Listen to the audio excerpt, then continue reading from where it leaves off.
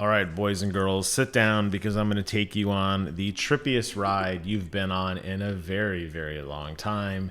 This game is called Golden Light, and it comes to you by Mr. Pink. No idea who the hell Mr. Pink is or who they are. They have released other games, mostly in the last 2 or 3 years. This was the first. They also released Dread X, the collection, and then Golden Light of Rose. It looks like they're working on a new game called Chambers.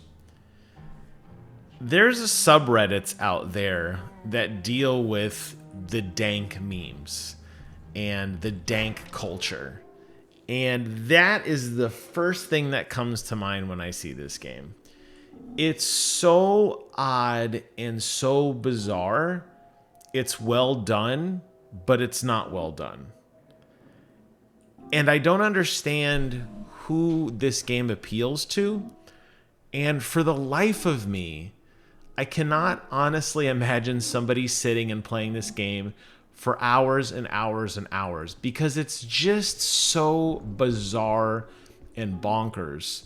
And while it does have a very distinct goal and rule set, which we'll talk about in just a moment, it's constantly shifting the tone and it's constantly shifting the narrative that it's trying to convey. Now, maybe upon beating this game, and oh, by the way, I did not beat this game. Lest there be any doubt, I played it any longer than exactly 20 minutes when I Alt F4'd this game and promptly uninstalled. It is an odd game, but maybe, just maybe when you get to the end, it all makes sense. And it's this grand narrative of, man losing woman and having to venture into the gates of hell to rescue her or something like that. Maybe. The girl you saw, known as She, gets swallowed into the meat realm or the meat dimension. I don't know, but everything is made of meat. And you jump in after her, and it's your job to go through level by level, defeating very odd geometric things.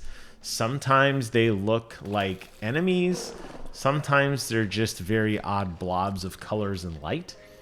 And this is a roguelike game. So when you die, you're going to have to pick up where you left off and throw it away because you're basically starting over. But the idea is that you get smarter each time. The world is unique each time. The puzzles, the enemies, the room layouts, everything will always be different every time.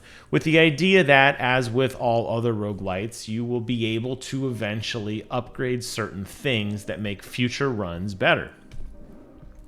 I suspect most of you will do what I did. You'll play this game once or twice, and you'll probably not worry about future runs. As far as just the overall aesthetics, they're fine. It's definitely designed to look like an old kind of retro game. It runs very smooth. It has ultra-wide support, which is phenomenal. It has, pretty basic controls. You pick up random objects like fingers with an eyeball in it, or an axe, or a gun, or a bat head, or a gold bar. And you can throw them at things to create explosions or damage enemies. Or, yes, that thing just did clip through the wall. Or you can use it to eat it. And if you eat it, you'll get some random effects. You'll see them pop up across my health bar, across the bottom. I've seen effects like bleed, which slowly reduce your health over time. Poison, which also reduces your health over time. Love, which prevents you from attacking. Regen, and things like that. General passive buffs, nothing revolutionary here that will potentially aid you, but most likely hurt you. Now, the game does go on to say, at least in the notes that are scattered around the world, seemingly by other people who have gone into the meat hole and are leaving behind tidbits of information. And not like a Dark Souls type of way with the white stones. No, this is just, already in the game. This is just lore of the game. But I get the impression that lessons you learned may not necessarily carry over, because the characters in the notes go on to say that there were actually times where a bat healed them versus sometimes not healed them. So they seem totally random. So that knowledge that you get in a roguelite, where you're going to do the same thing over and over and figure out like what you want your build to be or what you want your perks to be, doesn't necessarily seem to hold weight here, at least in the rules of the lore. Here's the love one that I got, by the way, which prevents me from attacking enemies. Anyways, the idea is to progress through each of these levels. They'll always be locked by an elevator with a slowly increasing number of locks. You'll have to find that number of keys, open the door, and escape and progress on. And that is the gist of this game.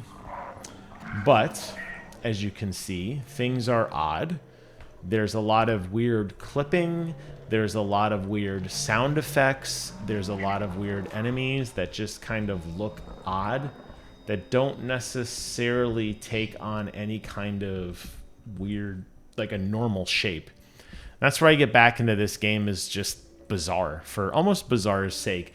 And I could honestly see this working if you went into some alternate dimension where you were in some kind of twisted, demonic hell, or some weird alternate universe where you had to venture down to save, I assume, your girlfriend, or wife, or whatever, somebody of importance to you. I could see that working. I could see the idea of this kind of blinding of Isaac type of, or the killing of Isaac rather, where I could see that, you know, yes, maybe you have some weird things that are happening. The bosses are weird. The enemies are weird. But this just takes it to another very odd level where it's hard to tell almost sometimes what you're supposed to be attacking and walking through. Seemingly enemies will come out of nowhere, like out of walls, or they are the walls, or they are these weird meat monsters. You can walk through the meat, and your weapons are also meat somehow, which means they're edible.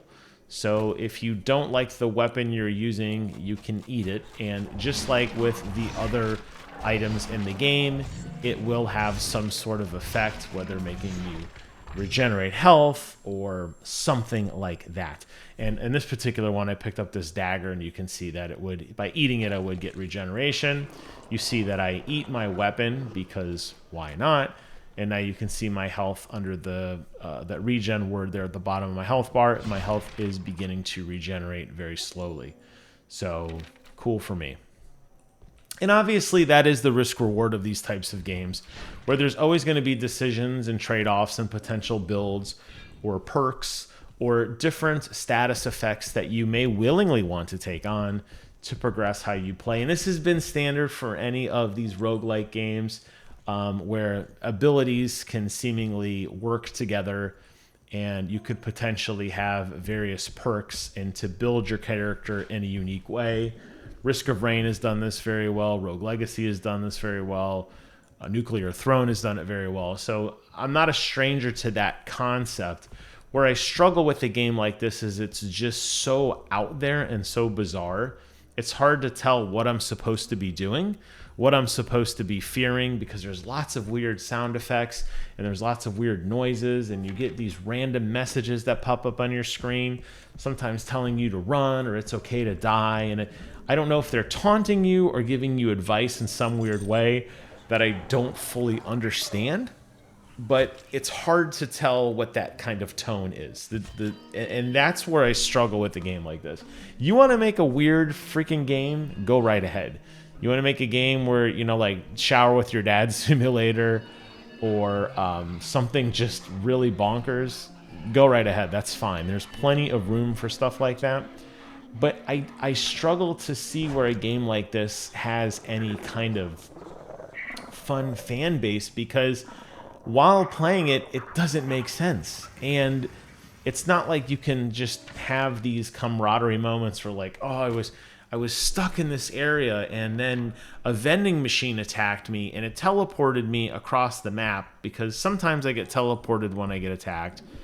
and sometimes I don't. And I ate my revolver, and I didn't have a weapon, so I threw a gold tooth at it. Like, it's just so bonkers and wild. It's almost like somebody's just drunk or just speaking gibberish to you. I can't imagine there's any sort of camaraderie in this universe, because I feel like as the guy was creating this game, he was just drunk or something, or high, and just throwing weird things seemingly together, trying to make sense of some potential narrative that just doesn't quite resonate. In a game like this, I could say that, I'm glad I didn't pay for this. This was on the Epic Game Store. It was free to play, or no, free, because they're still desperately trying to get viewers and fan base, so they're just constantly giving away free things. But I watched the trailer. It was so weird.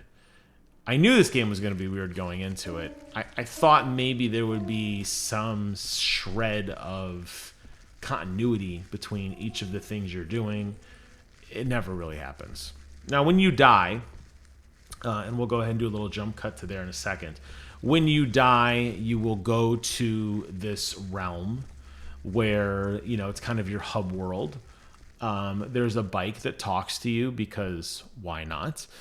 You can get some collectibles that you've had will play background music, like on your bicycle, or you'll be able to use some of the gold you've acquired to buy different things and be able to kind of level up before you re-enter the biome that you left off in to continue your progression through Meatland in order to save this woman.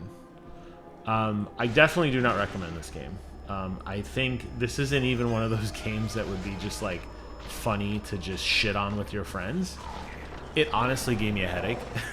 And the rules, like I said, are somewhat stable, and the goal is very clear, at least, but everything else just doesn't paint a good story. Compare a game like this, as I close this video, compare a game like this to the tone of a game like Dark Souls, where you're building a world through the level, you're building a world through the lore, through the music, and you're getting a very deep, rich narrative that paints a progression. So when you get to an area or a boss or a part of the level that you haven't explored, it makes sense to you. Here, you're watching weird things move around. You're watching weird things come to life. Some attack you, some don't. Some make noise. Some seem friendly. Some are not friendly. And it's just all over the place. I don't recommend this game. That's my review on it. Thank you guys so much for watching. If I missed something, sound off in the comments below. Tell me why this game is the pinnacle of gaming. I'd love to hear from you guys. Zero chance I go back and play it, but I'd love to hear your thoughts on it. That's all. Until next time, I will see you guys on the other side. Take care, everyone.